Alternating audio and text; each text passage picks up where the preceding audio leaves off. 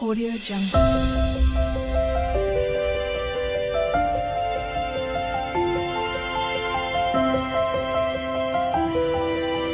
Audio Jungle. Hola, ¿qué tal? ¿Cómo están? Bienvenidos a Learning Spanish. Hoy vamos a aprender el abecedario o alfabeto en español. El abecedario está conformado por vocales y consonantes.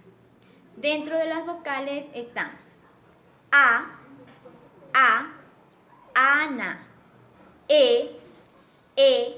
elefante, I, iglesia, O, oso, U, uva.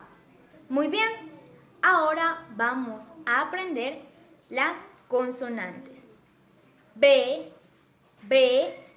bebé, C, casa, Che, China, D, dedo, F, foca, G, gato, H, helado, J, jaula, K, koala, L, limón,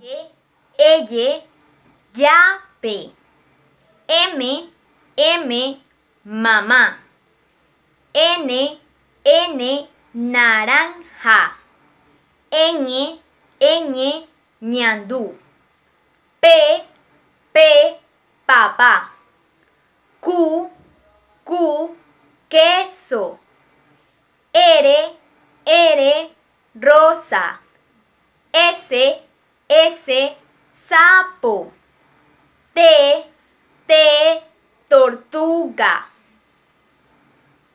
V, vaca, W,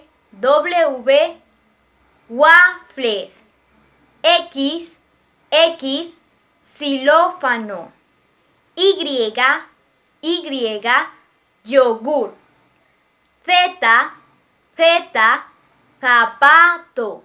Muy bien, lo has hecho increíble. No te olvides de darle like y suscribirte a mi canal para que tú puedas estar al pendiente de todo el contenido que voy a subir para que aprendas el español. ¡Hasta la próxima!